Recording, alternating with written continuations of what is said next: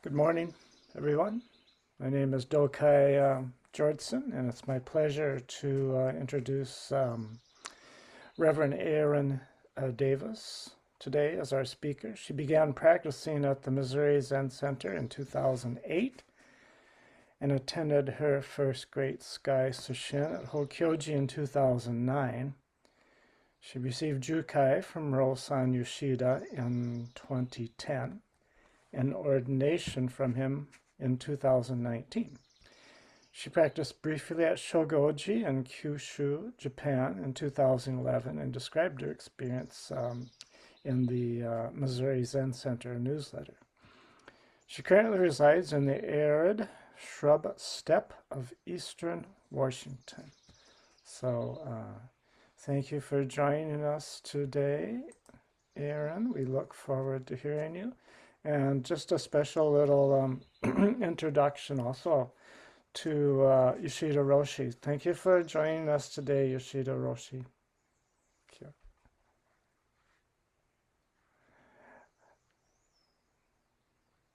Thank you. Nice to see you. Good to see you too. Okay. All right, Erin. I, Okay, thank you very much. Um, yeah, so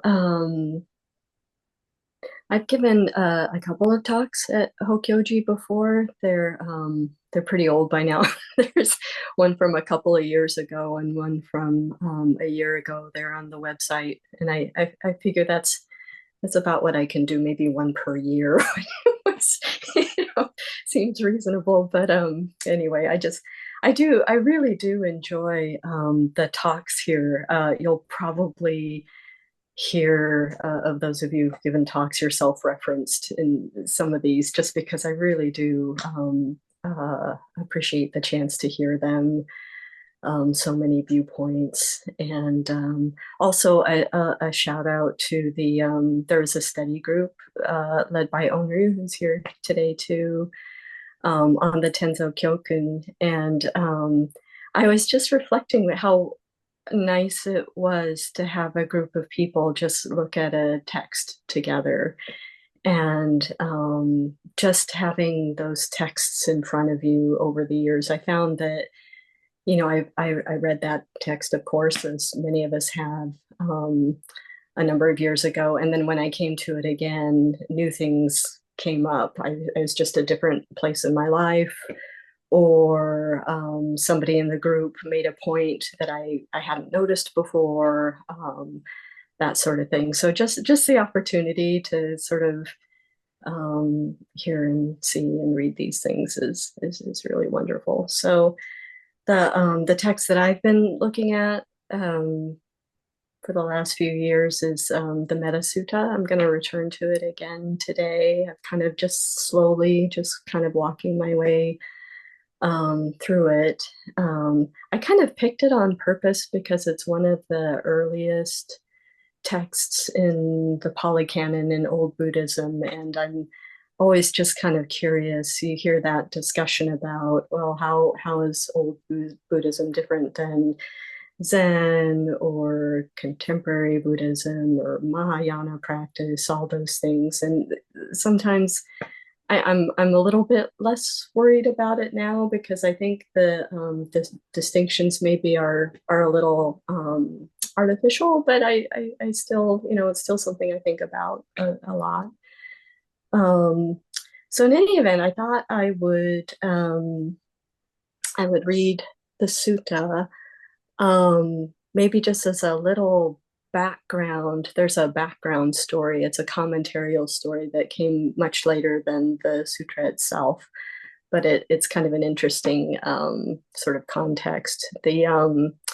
So there were a group of monks, and they were going to practice together for a practice period, um, and got to a place, and things were going pretty well, but they started noticing that the tree spirits in the area, the earth devas, were sort of, I guess they thought they were extending their stay they started kind of harassing them a little bit, like, okay, it's time for you to go now. And it kind of upset the monks a little bit. So they went back and talked to the Buddha about it. And he said, well, you need to, that's the place to go to practice. You need to go back there. But he gave them this sutta as a way to kind of calm their minds. And it did calm their minds. And it also calmed the minds of the earth spirits, the tree spirits, the earth devas. So again, later story, commentarial story, but it's a nice story. So in any event, so I'll read the sutta now just to have it fresh in our minds. So here it is, the Metta Sutta. So to reach the state of peace, one skilled in the good should be capable and upright, easy to speak to and straightforward, of gentle nature and not proud, contented and easily supported, living lightly and having few duties, wise and with senses calmed, not arrogant and without greed for supporters, and should not do the least thing that the wise would reproach them for. One should reflect in this way: may all beings be happy and secure. May all beings be happy-minded. Whatever living beings there may be, whether weak or strong, tall, large, medium, or short, small or big, seen or unseen, near or distant, born or to be born, may they without exception all be happy-minded. Let no one despise another or deceive anyone anywhere. Let no one through anger or hatred wish for another's suffering. As a mother would risk her own life to protect her child, her only child, so for all beings one should guard one's boundless heart. With boundless friendliness for the whole world should one cultivate a boundless heart. In all directions, without obstruction, without hate, and without ill will, standing or walking, sitting or lying down, whenever one is awake, may one stay with this recollection. This is called the best and most sublime way of dwelling in this world. One who is virtuous, endowed with insight, not clinging to wrong view, and having overcome all passion for sensual pleasure, will not come to lie in a womb again. Okay, so this is a translation that appears in Christina Feldman's book, Boundless Heart, which we studied a while back. And just as a reminder, it's one of the Brahma Viharas, or one of the divine abodes. The others, so this is loving kindness. Metta is related to friendship. Goodwill is another translation for this one. The others are compassion, sympathetic joy, and equanimity. Okay, so in my my earliest talk, I talked about that backstory just a little bit more. Actually, it's really, if you go to the Wikipedia page for the Metta Sutta, there are a couple of links to Bhikkhu Bodhi's commentary on this sutta. And so I essentially paraphrased his talk. So I would recommend going to read his, because it's really interesting. And then later I talked about the state of peace. That was one of the phrases that she uses, used for nirvana, but also one who's made the breakthrough, as it said in one of the commentaries. And then I talked about capable, the next sentence, capable and upright, easy to speak to and straightforward.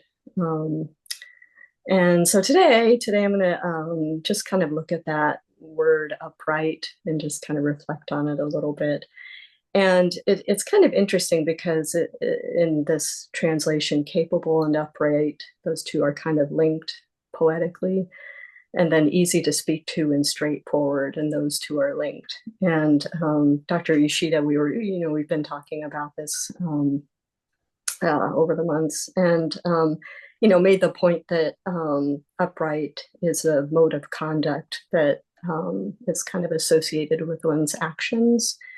And straightforward is associated with speaking, easy to speak to. So I thought that was interesting. In the original, in the Pali, I looked up upright and straightforward. And there's the word that gets used is uju. I might not be pronouncing that correctly, but the phrase in the Metta Sutta is Sako. Sako is the capable. Sako uju ka suju ka. And so the uju is upright. And in the Pali dictionary, it says going in a straight direction, straight, direct, upright, honest, right, and straightforward. So there's a link to honest and straightforward. And so it's really pretty easy. I could stop right now and just say, be honest, be straightforward. But of course I'm not. I'm gonna muse on it. But the uju ka, suju ka, that a closer translation might be upright, very upright.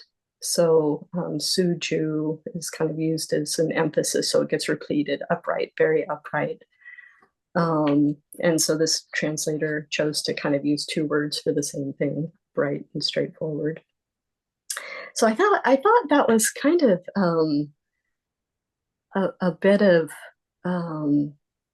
brilliance, both in the Pali and also English, as it happens, that the word that gets used as upright, because using the word upright can be a nice shorthand way of avoiding a long list of descriptions about describing exactly what upright is. Be this way and this way and this way and this way and this way.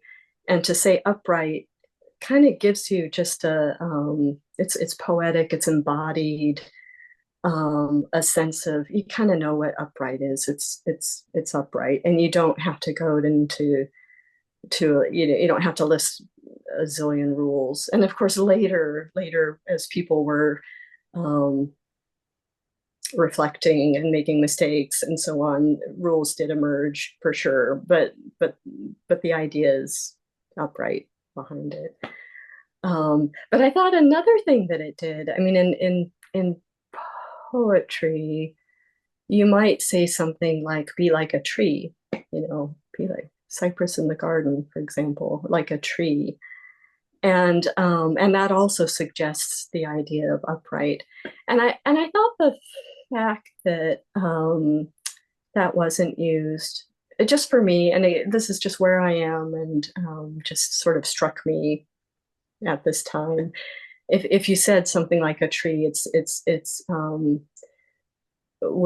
would definitely have made sense for those monks, because they sit, they're forest dwellers, are sitting among the trees when they're doing meditation, and it suggests be like those trees for sure. And maybe even the tree spirits, the earth devas, they could have appreciated that. But I think in my opinion, it feels like saying upright, it can be a little bit broader. So for example, for a lay person, you might think of a trade, right? So when you're working and you're doing your trade, the idea of something that's straightforward or straight or upright could be hitting a different note for you, and might kind of make better sense for you. And I know that the Buddha used examples that lay people would understand, that they could relate to. And I just so the one that kind of came to mind as I was thinking about this was that idea of the cart. And so the I guess when in Buddha's parinirvana, he compared himself to a cart that had, a soul, it's being held together by straps, and he says, it's time to go. But he also used a cart as he used it to describe the concept of dukkha. And so I found an article that kind of struck me a little bit, because it's a little more contemporary. You know, when I hear, so you hear that dukkha refers to the axle of a cart, and the fact that when it's kind of broken a little bit, it makes a very bumpy ride in the cart, and it's hard for it to go straight.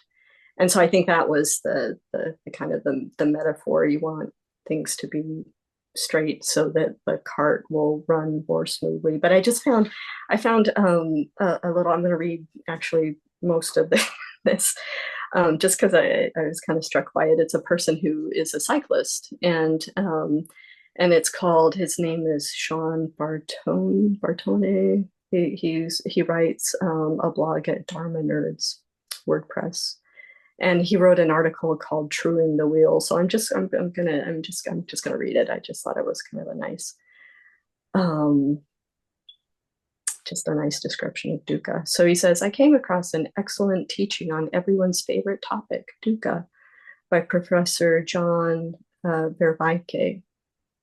I have that right. He explained that the etymology of the word dukkha refers to a wheel that spins off center from its axis. He explained that when a wheel wobbles off its axis, the friction around the hub destroys the very structure of the wheel. As the wheel grinds off kilter around its axle, the wheel of the cart starts to break down. Then the cart goes, quote, off track, off course. It cannot reach its destination. Eventually, it breaks down completely, and the cart stops. I found this because I wasn't really clear on what the axle of the cart. Not very technical, so it was helpful for me. But then he goes on to say, I've heard this interpretation before. This is actually a common teaching on the etymology of the word dukkha. It's not about suffering, but about spinning off center, warped, unbalanced, and thus intrinsically self-destructive, going off course and not reaching your intended destination. That's dukkha. Like I said, I've heard this before. I'm a cyclist. I know about wheels and axles. I know what it is to have a bum wheel. I have an old Schwinn 74 Schwinn Speedster in the basement that I ride once in a while. The front wheel has a slight wobble to it. The bike mechanic tried to center it as best he could, but that's not enough to really fix it. He would have to true the wheel. So that's, I guess, a cyclist term, truing the wheel. In order to true the wheel, the bike mechanic has to tighten loose spokes around the rim that bend the rim in one direction or the other. They use a spoke wrench to tighten or sometimes loosen the spokes, not too tight, not too loose. The video below, maybe I can put this in the part of the YouTube shows the video, shows how a bike mechanic trues a wheel. Truing the wheel is how bike mechanics adjust the spokes so that the wheel is perfectly round and fit for riding. So overcoming dukkha is about aligning yourself with a true center, becoming balanced, centered, smooth rolling, free of unnecessary friction, fit for the journey, so that you will reach your destination. Following the Eightfold Path is about truing the wheel so that it is in alignment with the Dharma. And of course, you know, that's a very ancient symbol of Buddhism, is that wheel with the spokes coming out of it. So I just thought that was kind of apt. So a craftsman might very carefully, you know, I just, if you have a cart or a bike, just by the act of riding it or driving it, we're born. Just by the act of living, just by the act of doing this, there's going to be some damage, and compounded things come apart. and our job is that we carefully repair them. You know, we just carefully repair them. And that's our practice. And I was thinking that it would resonate for sure for contemporary. You know, I was kind of touched by it because when you think about carefully repairing something, you're not repairing it just for the sake of repairing it.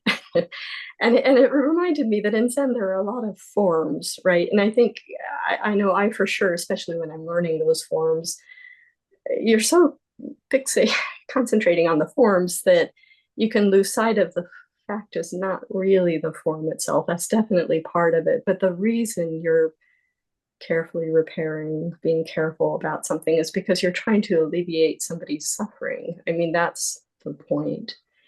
And it reminds me of Thich Nhat Hanh's,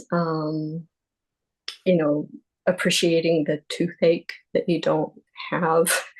And just like, thank your plumber, because the fact that your plumber comes in and has some skill and maybe has been a plumber for a long time and can fix your pipes so that they don't leak.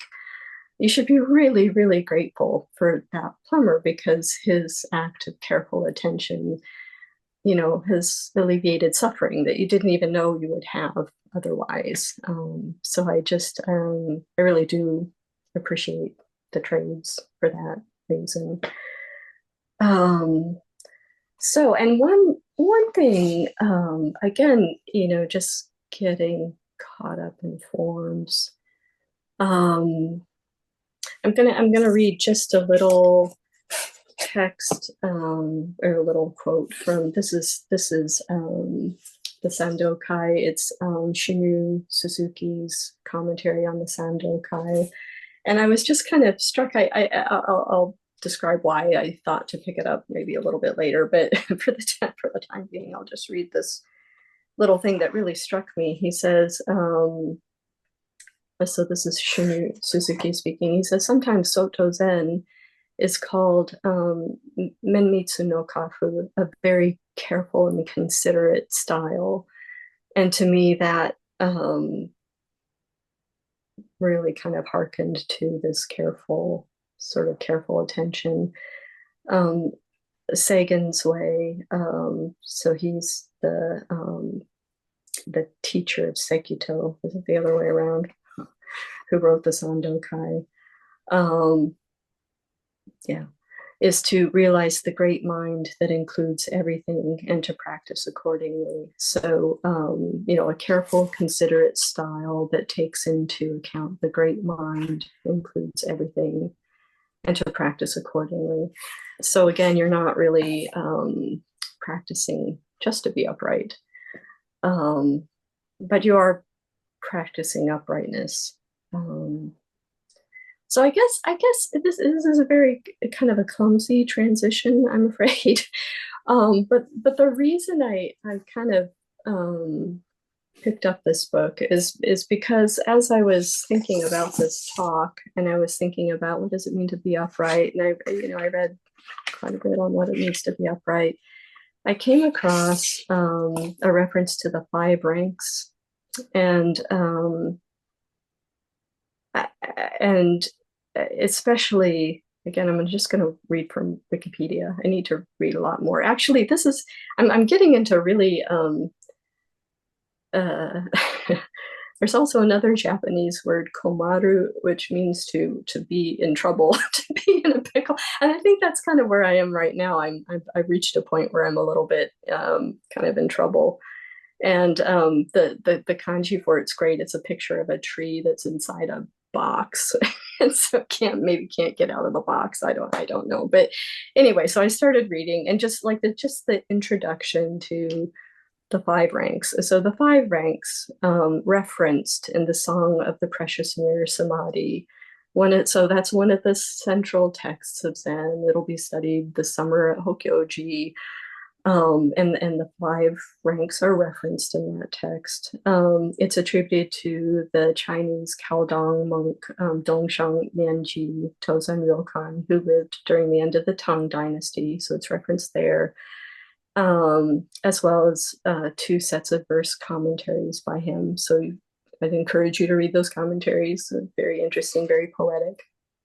The teaching of the 5 ranks may be inspired by the Sandokai, a poem attributed to Shito, and so that's kind of why I picked it up and was reading it. But the reason why I noticed it in particular is because at the beginning of this, or toward the end of this article, so these are all texts that consider the relationship of the relative and the absolute. So obviously a huge, huge topic in our school. And so I noticed there's this list.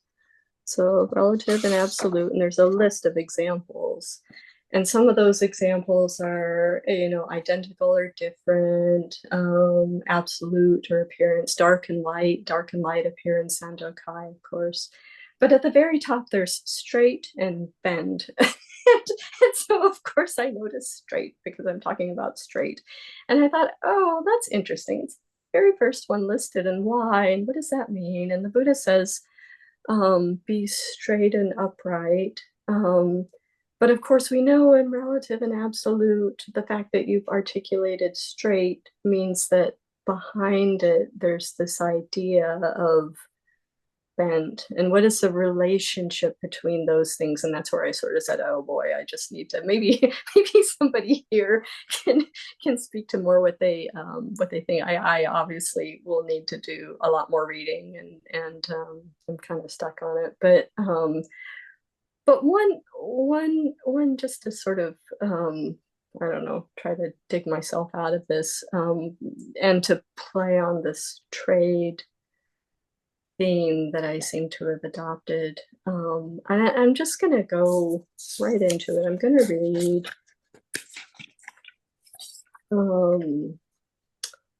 okay, so this is about Henry Ford. Stay with me, please stay with me, about the Ford automobile. Okay, so and I'm gonna read quite a bit.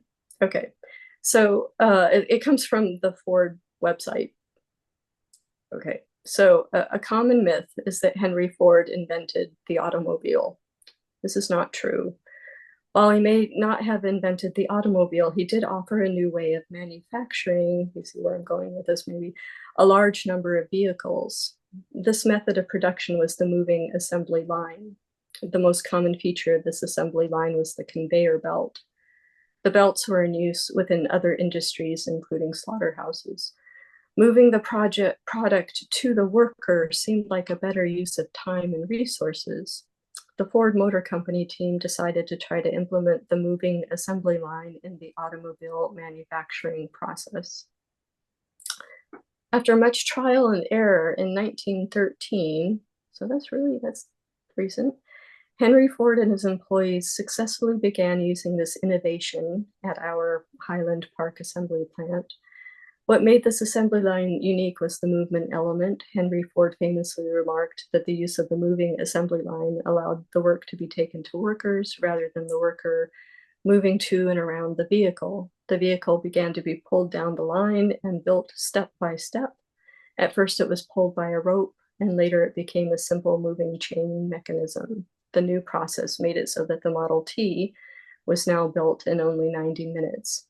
And of course, some of you know that my dad builds cars, and he has a couple of Model A's out there, so that maybe that's why that kind of struck me. But anyway, yet while the work of assembling an automobile was now simplified, workers began to leave Ford Motor Company to work for their competitors. The reason was workers found the assembly line work boring, as they were now doing only one or two tasks instead of working to build an entire vehicle. Additionally, workers did not like the strict timing that the moving assembly line required. It was difficult to make sure that you completed all of your work before the car moved down the line to its next station. Cars would end up missing parts, or workers could end up falling over each other while putting the car together. In order to persuade workers to stay with the Ford Motor Company, Henry Ford introduced the $5 workday. The $5 workday involved profit-sharing payments that would more than double the worker's daily wage, raising it to $5. It was widely believed that this move would quickly bankrupt the company. The opposite occurred. Mechanics around the country headed to Detroit in pursuit of the high wages. Henry Ford stated, "We believe in making 25,000 men prosperous and contented rather than follow the plan of making a few slave drivers in our establishment multimillionaires." I'll read one more paragraph and that might be enough. Not only did Henry Ford increase the wages of his employees, but he also decreased the number of hours they were responsible for working. Henry Ford decreased the shifts by 1 hour and gave employees higher wages. The shift length decrease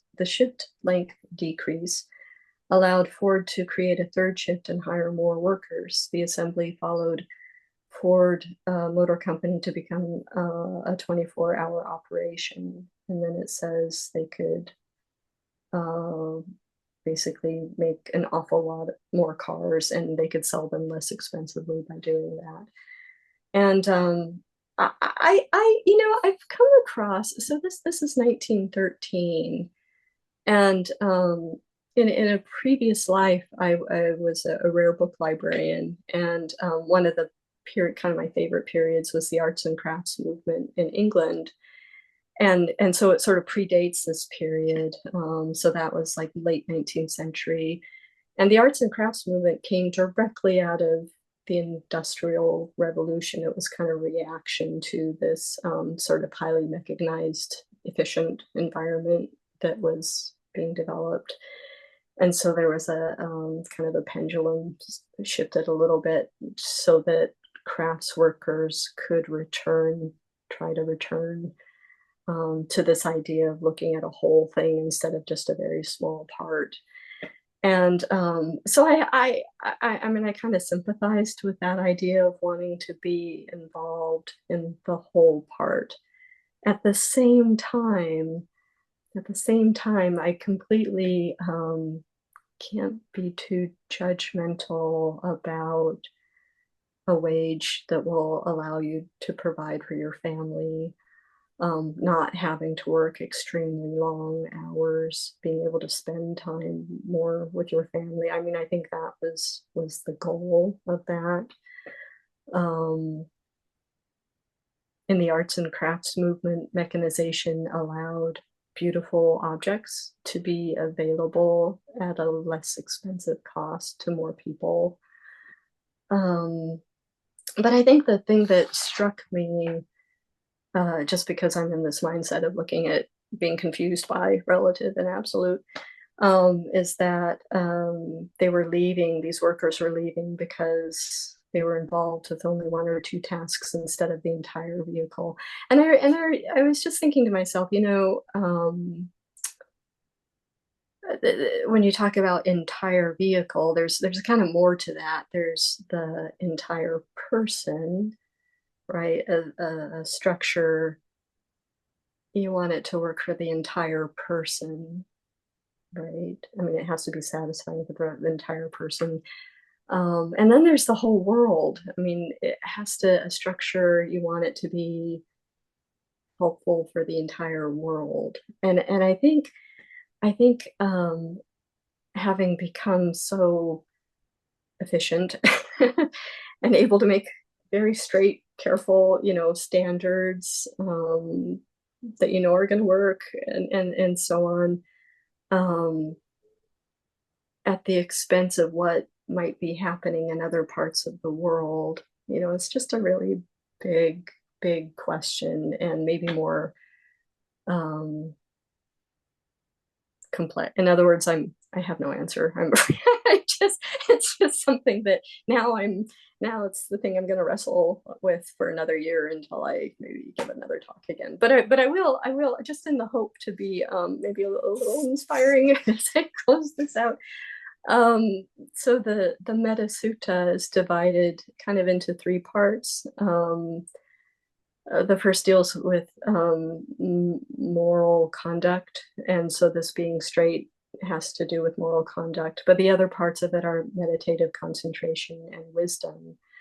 Those are the three learnings. Dr. Ishida calls wisdom prognosis because it kind of allows, like a doctor, you can diagnose a problem, and so the three go together for sure. And so as part of that Tenzo Kyokun study group, one of the things that I noticed that I hadn't noticed before, I'm going to use this translation just because I kind of like it. We go here. Somebody pointed it out, and then of course I had to go back and read it and chew on it. So I just really appreciate the chance to do that. So anyway, Tenzo Kyokun. So this is instructions for the cook. This is Dogen's work on how the cook operates, and it's filled with this idea of making distinctions versus the kind of sort of going beyond, I guess. Anyway, so I'll just read this. So strengthen your resolve, devote your life spirit to surpassing the refinement of the ancient patriarchs, you might say ancestors, and being even more meticulous. So there's that word meticulous, it comes up over and over. Being even more meticulous than those who came before you. How do we apply our life aspiration so that it will function for the way? And I just, that's the one that got me. You know, we have so much energy. How do we apply that so that it'll function for the way? That's kind of my question. If great teachers in the past were able to make a plain soup from greens only for a pittance, 3 coins, we must try to make a fine soup for the same amount. This is very difficult to do. Among other things, there are great differences between ages past and today, right? Same question, but totally different age. So even hoping to stand alongside the teachers of former times is no simple matter, yet being scrupulous in our actions and pouring our energy into those actions, there's no reason we cannot equal the ancient masters. We must aspire to the highest ideals without becoming arrogant in our manner. It's kind of a nice little corrective would have been added to the text. So anyway, so that's there it is. I just confusion abounds, but it's an interesting question. I don't know. That's all I have. I'm done. Thank you. If anybody has any comments to help me out, I'd be grateful.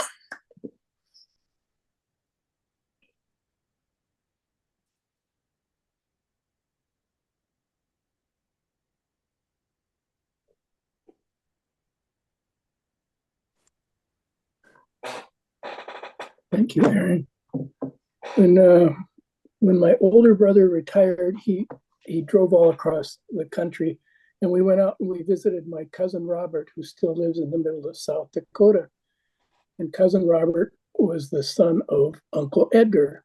Uncle Edgar, apparently, at one time, the Ford Motor Company, in making all these Model A's, Model T's, Model A's, they made a lot of them in Detroit, but to get to places as far out as the middle of South Dakota, they shipped things in parts. So my Uncle Edgar worked for the local Ford dealership, constructing a Model A. They didn't ship a fully constructed Model A out to the middle of Highmore, South Dakota. They shipped parts. And because of that, my Uncle Edgar began to understand the mechanics of cars, and he became very good mechanic in dealing with all the parts and problems with tractors and combines and all the different farm machinery, because he learned the craft from putting these cars together, what it takes to put cars together, including like things like truing wheels and putting brake lines and all this stuff. So it's interesting to hear that the assembly line is one thing, and then this construction of the whole is another thing. And I also have a little bike story. If you ride a bike long enough, the chain starts to stretch. And the chain, as it stretches, will wear on the cassette on the back. And you can actually destroy the cassette on the back if the chain stretches too far, just from the tiny little bit of wearing that's going on, the tiny little bit of stretch between chain links. So recently, I determined that I needed a new chain. This is the third chain on this bicycle. And the bike mechanic said, well, if this is a third one, you probably should replace your cassette as well. So I replaced the cassette, and it's made a world of difference. Everything is so much smoother. It's much more of a joy to ride now, because everything is so smooth. Everything just glides along. It's it's been a, and it's a very subtle difference, but it's there. So I think that's what we're dealing with a lot of times, is very subtle differences towards kind of a smoothness. So I really appreciate your talk, and I'm going to launch on it for my talk next week. Thank you. Yeah, thank you. That's actually kind of hopeful to me. But the parts, I mean, a small change in this part can affect the entire function of something. That's sometimes you feel you're like, I'm so small, what could I do? And that just kind of struck me just now, that yeah, like one part can make a big difference. Yeah, thank you. I'll chew on that too.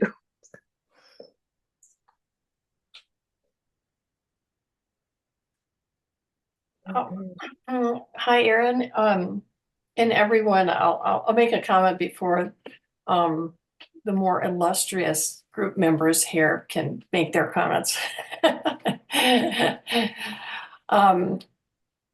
Thank you so much for your Dharma talk. The Metta Sutra, for me, I'm almost getting. I don't do this as much now, but it's really like my favorite. And I was, so I'll make a couple observations about it for me. Growing up with very kind of rigid 10 commandments, kind of from the Christian side of things, the Metta Sutra, when I first read it or was read, I was absolutely like blown away. And I read Christina Feldman's book. It was one of the first books that really I studied in Buddhism. And so, and you know, it will be the sutra, I think, that will kind of blow me away for the rest of my life. Because it's just, it hits me really, really deeply. It's such a beautiful, beautiful sutra. So this past month, I have been doing a metta practice with Toku Cynthia Scott. Actually, every day, a metta practice, and I've never done that, and you know, a daily metta practice like that, and it's been just really wonderful. But what kind of to help set the day. But I wanted to say, I was sort of feeling almost, because if you read the Metta Sutra, it's like, it could be viewed as sort of this goal in life. Like, wow, if I could be a person like that, you know, I'd have it made, right? And then on the other hand, that's silliness because I can't. And so, and it really hit home for me.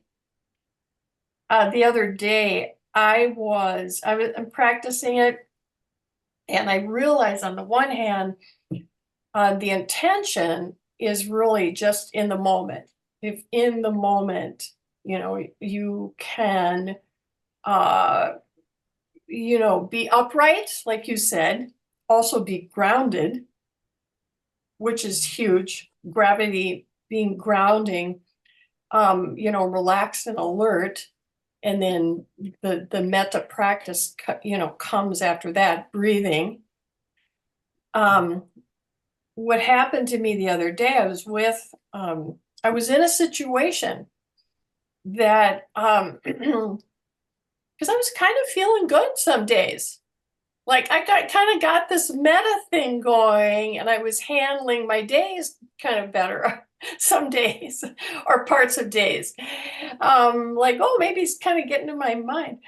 But then I was in a situation where I like talk about the wheel off the cart.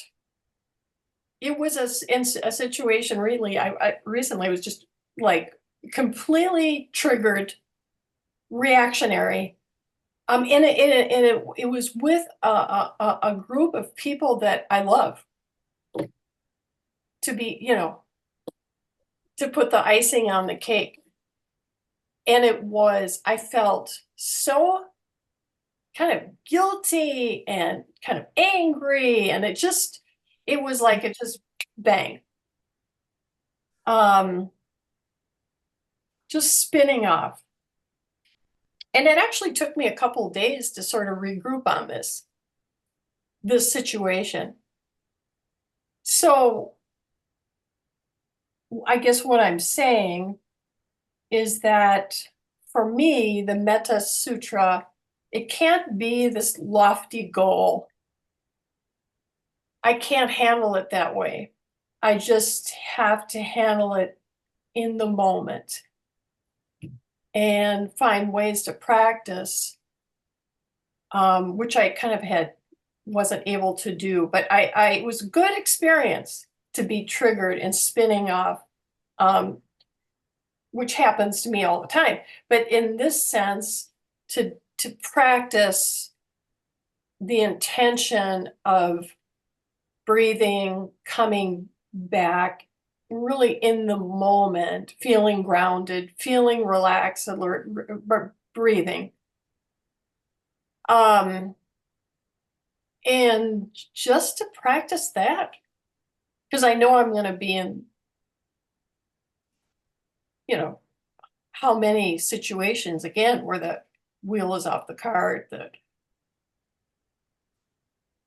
Anyway, so I really, really appreciate your words this morning. And yeah. Yeah, thank you, Mary. It's funny because I forgot a little section that I was gonna. It's really short, so I promise I won't. But your comments reminded me the Pali, upright, and the commentary to it that appears in the Bhikkhu Bodhi's commentary on this. Like he goes through the text and comments on it, and what he says about that particular, the upright part is, though he is upright, he should not be satisfied with being upright only once, but as long as he lives again and again without laxity, he should be exceptionally or very upright. And right, the wheel falls off, put it back on, and it's a lifelong, yeah, yeah, me too. Thank you for.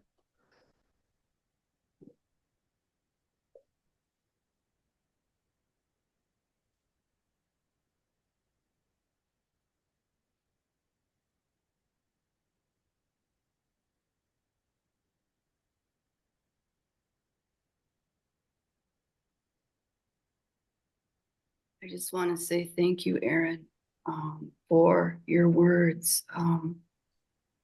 There's many processes that through your words that were kind of ignited in me again. And one of the things that I really resonated with was the expression and meaning of dukkha, the not aligning with the aspiration, being off center and off balance. And that's kind of, for me, a life, an endless process of bringing myself in alignment with my aspiration, with my vow, and repairing. I'm so happy that you brought forward the word repair, because I think just paying attention to repair with relationships, and that's not just with people, that's with all beings, animals, my stove that I use for cooking, the water that I use to water my plants, and just be paying attention. And when there's a cutoff to when that's brought into my awareness, to have the capacity to notice and repair. So I just want to say I'm very grateful. Your your words were rich. Thank you. Thank you.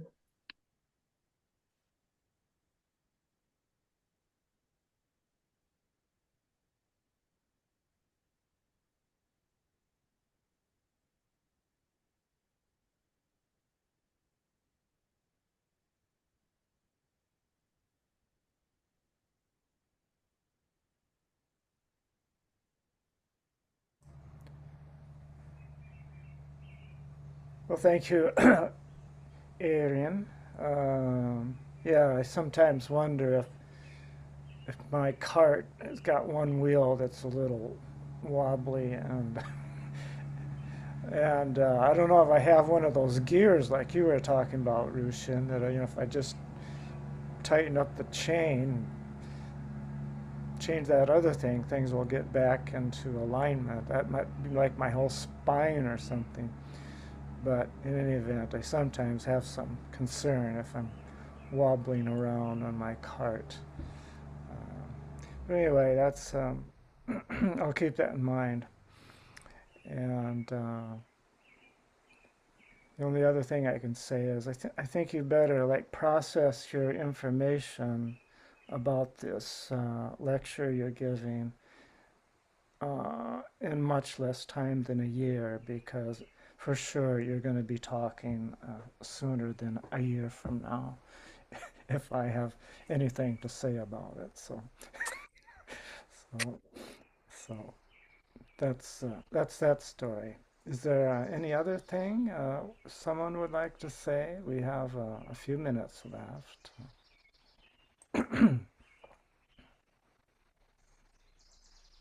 uh, yes, Dr. Yoshida. Yes. Um, Metta is often translated as loving kindness, but actually it means friendship, friend mitra. And this is really the ideal of all religions, like Maitreya, Mitra, Mazda, Messiah, etc., etc. If we become friends with all, then we can repair this world with kindness, as we see in this Metta Sutta. Really, like internet, if we become kind and still upright, like tree, big old tree, which is really truthful and peaceful, we can become also truthful and peaceful. And then it reflects on all crystal balls of the internet. And then the world will be repaired. Thank you for this good topic. Thank you.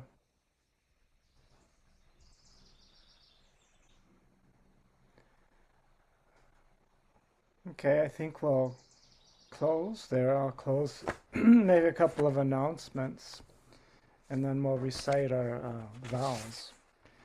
So next week's speaker, as Rushin mentioned, will be himself, Rushin Jan Fryer, on July 7th. And then we have a Clouds and Water retreat beginning on July 12th. And in the middle of that retreat on July 14th, someone from that retreat will will give the Hokyoji Dharma talk on Sunday. It'll be at the same time.